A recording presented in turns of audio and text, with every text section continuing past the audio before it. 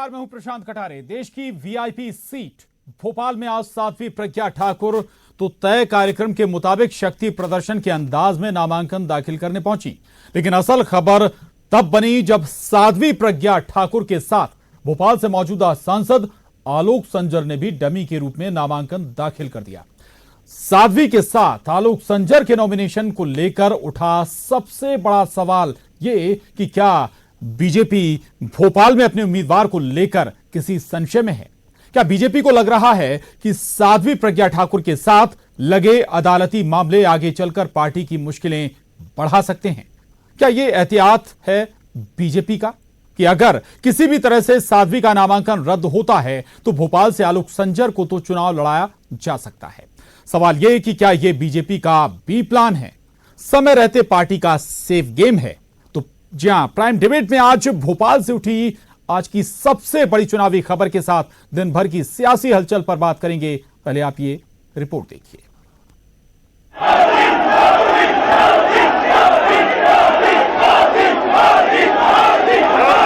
24 घंटे पहले साध्वी प्रज्ञा ठाकुर ने शुभ मुहूर्त में नामांकन दाखिल किया था कि पहले ही अदालती मामलों में उलझी साध्वी पर कोई नया संकट न आए, लेकिन शाम तक बाबरी मस्जिद को लेकर दिए गए उनके विवादित बयान पर एफआईआर दर्ज हो गई।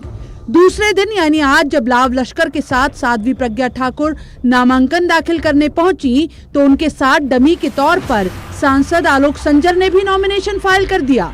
और यहीं से उठने लगा ये सवाल कि बीजेपी कुछ सोच रही है क्या?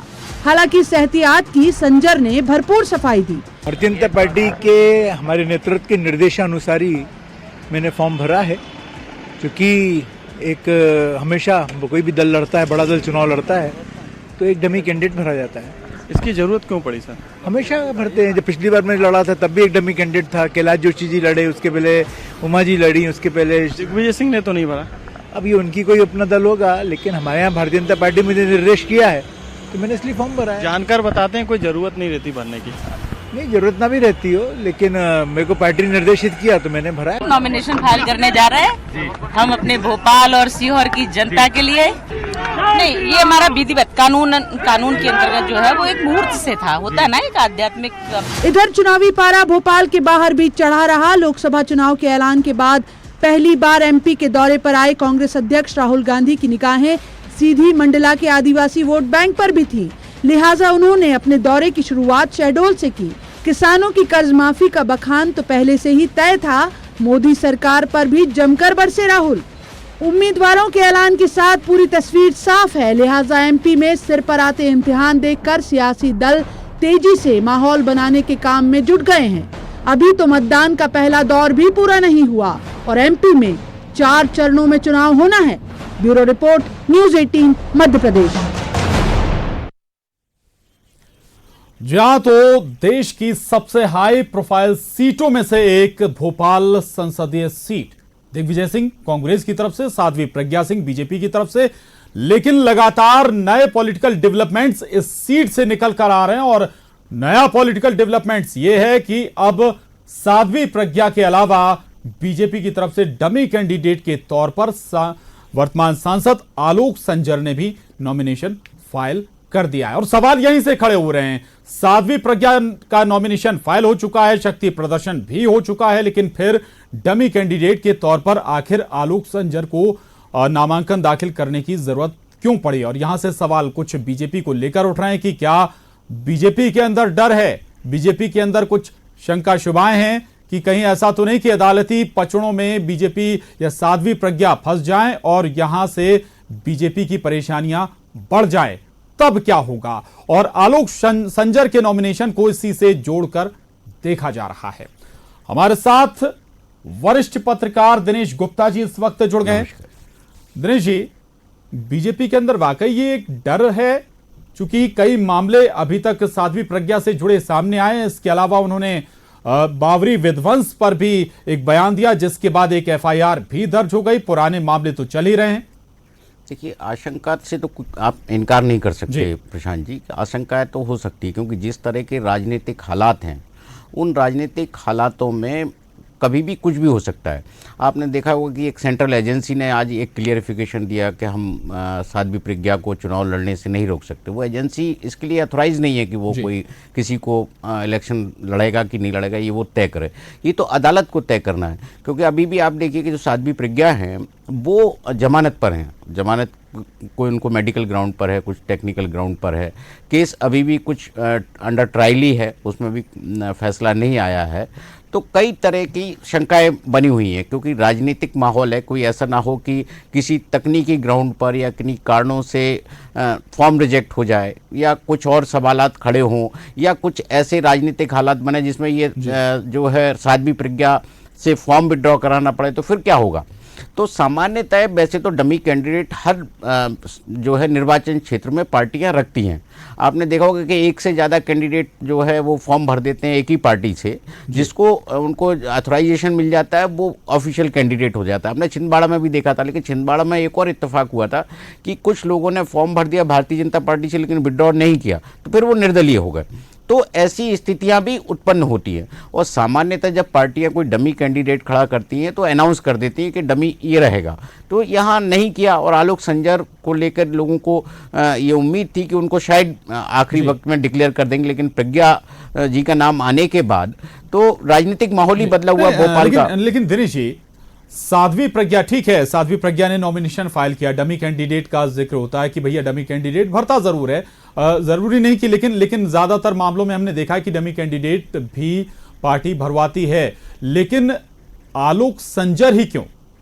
देखिए, सबसे जो आलोक संजर इसलिए कि वो मौजूदा सांसद हैं, अभी उनका कार्यकाल बकाया है, अभी नई संसद का गठन नहीं हुआ है, और उससे बेहतर तो कोई हो नहीं सकता। वैसे आप चाहें किसी को भी भरवा सकते थे, लेकिन यदि मैंने जैसा कहा कि यदि पर बहुत सारी चीज़ें, यदि कुछ स्थितियां ऐसी निर्मित होती हैं कि जिसमें साध्वी प्रज्ञा मैदान में नहीं हुई, तो फिर ऐसा चेहरा होना चाहिए जो चिर परिचित हो। और फिर इससे अच्छा क्या हो सकता है कि मौजूदा सांसद ही एक डमी कैंडिडेट के तौर पर फॉर्म भरें।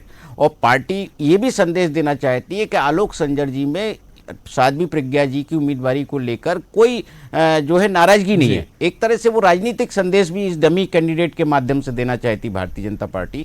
या आपने देखिए आज का जो रोड शो था उनका, साध्वी प्रज्ञा जी का, सारे नेताओं को एकजुट एक मंच पर लाने की कोशिश भारतीय जनता पार्टी ने की कि साध्वी प्रज्ञा जिस तरह से अचानक आई है उससे भारतीय जनता पार्टी का कोई कार्यकर्ता नाराज नहीं है। तो इस तरह की चीजें भी पॉलिटिकल एक्सरसाइज चल रही है, जो बेसिकली मनोवैज्ञानिक दबाव लोगों पर बना रहे कि भारतीय जनता पार्टी में साध्वी प्रज्ञा की उम्मीदवारी को लेकर कोई नाराजगी नहीं है। इस तरह की कवायदें हैं एक तरह से इसको देखा जाए तो। बिल्कुल, यानी कि बीजेपी के अंदर डर जरूर था, और कई दूसरी कवायदें भी बीजेपी यहां पर कर रही है, जिसके जरिए बीजेपी ये भी संदेश देना चाहती है। जो हाल फिलहाल खबरें आई कि आलोक संजर नाराज हैं, उनका टिकट कटा है और इसलिए वो बेमन से प्रचार कर रहे हैं, ऐसी खबरें आने के बाद ये संदेश बीजेपी की देने की कोशिश यहां पर जरूर नजर आती है। लेकिन कितना वो इसमें सफल होगी ये अलग मसला है। लेकिन आपको यह भी बता दें कि दरअसल साध्वी प्रज्ञा के खिलाफ कई मामले चल रहे हैं, और उन मामलों में लगातार बीजेपी की परेशानी बढ़ी हुई है। न केवल उन मामलों से बीजेपी की परेशानी बढ़ी है, बल्कि साध्वी प्रज्ञा ने अपने जो बयान हैं उनसे भी बीजेपी की परेशानी बढ़ाई है। चाहे हाल ही में बाबरी विध्वंस को लेकर दिया गया बयान हो, इससे भी बीजेपी परेशान हुई, और एक नई एफआईआर साध्वी प्रज्ञा के खिलाफ यहां पर कर ली गई है। उससे आप समझ सकते हैं कि बीजेपी इस वक्त दबाव में जरूर है, और यही दबाव यहां पर काम भी कर रहा है। आखिर इस दबाव के चलते आलोक संजर को डमी कैंडिडेट के तौर पर नॉमिनेशन फाइल कराया गया है। हालांकि आलोक संजर ये कहते हैं, ये जरूर बीजेपी कह रही है, ये दलील दे रही कि डमी कैंडिडेट हर सीट पर वो नॉमिनेशन फाइल करवाती है। लेकिन यहां सवाल यह कि आखिर आलोक संजर ही क्यों? हमारे साथ कांग्रेस से विभा पटेल जुड़ गई हैं, और साथ ही अनिल सौमित्र हमारे साथ बीजेपी से जुड़ गए। अनिल सौमित्र जी, चिंता वाकई में है बीजेपी के अंदर, दबाव में है बीजेपी, जब आलोक संजर को आपको डमी कैंडिडेट के तौर पर नॉमिनेशन फाइल कराना पड़े। नहीं, देखिए, जहाँ तक नॉमिनेशन की बात है, आपने ही कहा है कि भाजपा के नेता और जो विचार करने वाले लोग हैं वो कह रहे हैं कि वो हर क्षेत्र से ऐसे इस तरह के कैंडिडेट होते हैं। जहाँ तक भोपाल का सवाल है, दो बातों का हमको ध्यान देना है। एक तो साध्वी प्रज्ञा जी का राजनीतिक अनुभव नहीं है, तो उस बात की चिंता संगठन के लोग, पार्टी के लोग कर रहे हैं कि एक राजनीतिक अनुभव न होते हुए भी उनको प्रत्याशी पार्टी ने बनाया है, तो उसके पीछे एक अलग दृष्टि, एक सोच है। मुझे ये लग रहा है कि आलोक संजर जी यहाँ के सांसद, अभी भी यहाँ के सांसद हैं जब तक वो निर्वाचन की प्रक्रिया पूरी नहीं हो जाती, तो वो स्वाभाविक दावेदार तो वैसे थे पार्टी में, लेकिन देश भर की स्थितियों के नज़र रखते हुए और जो नैरेटिव बना है हिंदू टेरर का या जो आपके सैफरन टेरर का, जिस बात को लेके यहाँ के जो कांग्रेस के उम्मीदवार हैं उनके ऊपर आरोप लग रहे हैं, चाहे वो तमाम नैरेटिव सेट हुआ है, तो मुझे लग रहा है कि उसके तहत साध्वी प्रज्ञा जी को यहाँ का उम्मीदवार पार्टी ने बनाया। अब उसके लिए जो सावधानियां रखना है पार्टी स्तर पे वो विचार। सौमित्र जी, साध्वी प्रज्ञा को आपने कैंडिडेट बना दिया, अच्छी बात है। पूरा प्रचार साथ में जन जन तक पहुंचने की कोशिश आलोक संजर कर रहे हैं, पूरा मैनेजमेंट आलोक संजर देख रहे हैं, भोपाल को बेहतर जानते हैं, और अब डमी कैंडिडेट भी आप उन्हें बना रहे हैं। अगर उन्हें डमी कैंडिडेट आपको बनाना था तो फिर उन्हें टिकट दे देते आप। देखिए, मैं पहले भी कहा है कि चुनाव तो पार्टी, प्रशांत जी, चुनाव पार्टी लड़ती है। पार्टी के कार्यकर्ता, संगठन का जो तंत्र है, ताना बाना है, वो चुनाव लड़ता है। कोई भी चेहरा होता है, तो आलोक संजर जी पिछले बार के चुनाव में प्रत्याशी के रूप में चेहरा थे पार्टी का, अभी साध्वी प्रज्ञा जी हैं, और ये तो स्वाभाविक रूप से उनकी जिम्मेदारी भी है, दायित्व भी है कि वो आलोक संजर जी उनके साथ कदम से कदम मिला के पार्टी ने जो निर्णय लिया उसको सफल बनाए, उसको फलीभूत करेंगे, उनकी जिम्मेदारी भी है। और बाकी सारे नेता लगे हुए हैं जो दावेदार थे पहले आलोक संजर जी के साथ। साध्वी प्रज्ञा जी का जब नाम तय हुआ उसके पहले कई सारे भाजपा के नेता और कार्यकर्ता दावेदार थे। वो जो दावेदार थे, उसके बाद जो निर्णय पार्टी का हो गया, तो पार्टी के निर्णय होने के बाद सब लोग पार्टी के निर्णय के साथ हैं और सब लोग मिलकर साध्वी प्रज्ञा जी को ये सारी बातें सर, ये सारी बातें समझ गए और दर्शक भी समझ रहे होंगे, लेकिन सर ये मानना तो पड़ेगा सर आपको कि डर गई है पार्टी, चिंता में है, और यही चिंता यहां पर इस दबाव के कारण ये तस्वीर भोपाल में बनती नजर आ रही है। आलोक संजर को नॉमिनेशन आपने डमी के तौर पे फाइल करा दिया।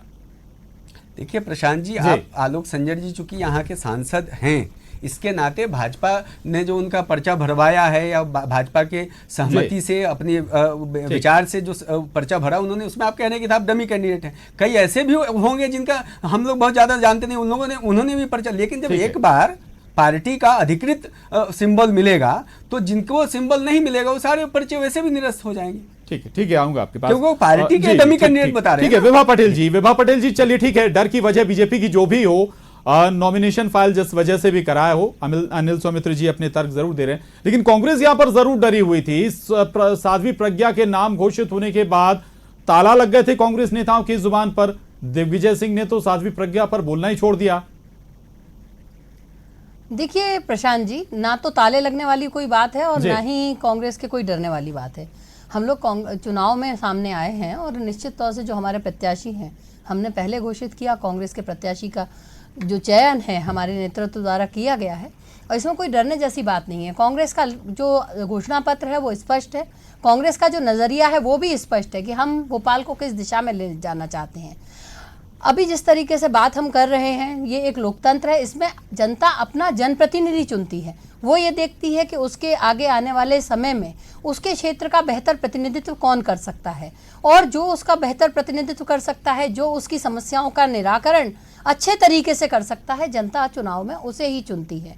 और यदि हम पिछले पूरे सालों को देखें तो लगातार भारतीय जनता पार्टी ने यहाँ पर भले ही चेहरे बदल बदल कर सांसद चुनवाए हों, लेकिन अगर आप देखेंगे तो समस्याओं का जो निराकरण होना चाहिए। एक बात बताइए, इतने दिन के कैंपेन में साध्वी प्रज्ञा के नाम घोषित होने के बाद कितनी बार साध्वी प्रज्ञा को दिग्विजय सिंह ने टारगेट किया? देखिए, बात किसी एक व्यक्ति को टारगेट करने की है ही नहीं। ये चुनाव विचारधाराओं की लड़ाई है। हम अपनी विचारधारा से चुनाव लड़ रहे हैं और भारतीय जनता पार्टी अपनी विचारधारा की बात कर रही है। कांग्रेस हमेशा से ये बात करती है कि हम विकास की बात करना चाहते हैं। जब भारतीय जनता पार्टी पिछले दिनों बड़े दम कम से विकास की बात कर रही थी, कभी वो अपने राष्ट्रवाद का ढिंडोरा पीटते हैं। तो मुझे तो ये समझ में नहीं आता कि यदि इनके पिछले सांसदों ने काम अच्छे किए हैं, लगातार विकास के इन्होंने काम किए हैं, तो क्यों नहीं ये विकास की बात करते, क्यों ये इधर उधर की बात करना चाहते हैं? देखिए, पिछले दिनों यदि आप आलोक संजर जी, मैं नाम नहीं लेना चाहती थी, लेकिन वो आज हमारे क्षेत्र से सांसद चुने गए हैं, तो आप देखें भोपाल को क्या मिला केंद्र सरकार से। जब लगातार इनके 27 सांसद थे, केंद्र में भारतीय जनता पार्टी की सरकार थी, तो आप देखेंगे कि जो रेल भोपाल को मिलने वाली थी वो तक नहीं मिल पाई। एक भी नई रेल भोपाल को नहीं मिली रेलवे बजट में विगत सालों में। तो ये तो एक मैं नमूना दे रही हूँ। तो ये जो विकास की बात है वो उस पर बात ही नहीं करना चाहते, क्योंकि इन लोगों ने विकास करवाया ही नहीं है। ये केवल ये बात ठीक है, जो चाहते हैं रेल का कि आप जिक्र करें, इसका जवाब अनिल सौमित्र जी से लेंगे, लेकिन उससे पहले दिनेश गुप्ता जी, विकास की बात जरूर कर रहे हैं दिग्विजय सिंह, लेकिन जब विकास की बात होती है तो दिग्विजय सिंह के पुराने 10 साल का जिक्र जरूर होता है। बिल्कुल, आप प्रशांत जी देखिए कि जो मिस्टर बंटाधार का लेवल लगाया गया था उन पर, वो अभी पीछा नहीं छोड़ रहा है। और उन्होंने जो है 2003 के बाद कोई चुनाव भी नहीं लड़ा, कि जिसके कारण हम ये कहें कि उनका व्यक्तिगत जो है इस पर ये लेवल लग गया। सरकार का कामकाज था, सरकार की परिस्थितियां थी, उन्होंने जो है उस हिसाब से उस वक्त चुनाव हार गए। लेकिन अब ये देखिए कि भारतीय जनता पार्टी पिछले 15 साल से इस इशू को जिंदा रखे हुए है। आप देख रहे होंगे कि कई जगह बिजली कटौती की मामले सामने आए तो फिर सरकार को जो है सख्त कदम उठाने पड़े, कि उनको लग रहा था कि ये जो वापस 2003 के पहले की स्थितियां जनता के दिमाग में बैठ रही हैं। सरकार डिफेंस मोड में आई, तो कहीं ना कहीं ये तो है कि जनता के दिमाग में ये बात बैठी हुई है कि ये जो जिस तरह की छवि सरकार की रही है, कांग्रेस सरकार की, दिग्विजय सिंह सरकार की, वो बिजली के कारण और जो है नुकसान ना पहुंचा दे। तो ये तो प्रमाणित हुआ है। लेकिन अभी अब जब हम ये देख रहे हैं कि इस इलेक्शन में वो एक नए रूप में सामने आए, एक विजन डॉक्यूमेंट उन्होंने रखा है, जिसे हम ये कह सकते हैं कि पॉलिटिकल जो सिस्टम है और जो इलेक्शन प्रोसेस है उसमें एक पॉजिटिव डायरेक्शन की बात वो कर रहे हैं। यदि पॉजिटिव डायरेक्शन डेवलपमेंट के इशू पर या कमिटमेंट के इशू पर किसी भी जनप्रतिनिधि कोई कमिटमेंट यदि रखता है तो वो इम्पोर्टेंट है, उस इशू पर चुनाव होना चाहिए। लेकिन हमारे यहाँ सामान्यतः आप देखिए ना कोई हर चुनाव में कोई इशू होता है।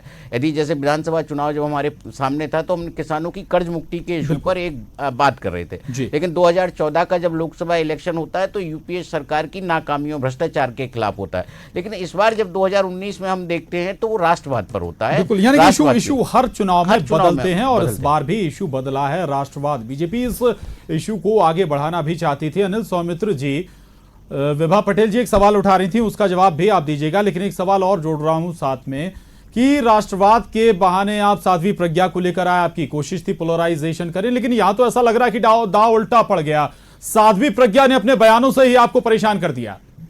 नहीं, देखिए प्रशांत जी, मैंने पहले ही कहा है कि साध्वी प्रज्ञा जी राजनीतिज्ञ नहीं हैं, राजनीति का उनका अनुभव नहीं है। एक तो वो नारी, औरत, महिला हैं, दूसरा साध्वी हैं, तो राजनीति से उनका दूर दूर तक का वास्ता नहीं रहा है। लेकिन उनका पाला कैसे जिसको हम बहुत ही लंबे राजनीति के अलावा तो दिग्विजय सिंह जी ने और कुछ किया नहीं है। तो मुझे लग रहा है कि वो अध्यात्म का भी विचार करते हैं, वो समाज जीवन का भी विचार करते हैं, वो भी राजनीतिक दृष्टि से करते हैं, तो उनकी विशिष्टता है। साध्वी प्रज्ञा जी की विशेषता यह है कि अभी तक उनका सामाजिक और आध्यात्मिक जीवन रहा है, और महिला होने के नाते देखिए जो बीच का एक समय कालखंड बीता उनका लगभग 10 वर्षों का, सर वो 10 वर्षों का ये बात खुद एक्सेप्ट कर रहे हैं कि बहुत छोटा राजनीतिक जीवन, कुछ घंटे बाद आपने टिकट दे दिया। आ रहा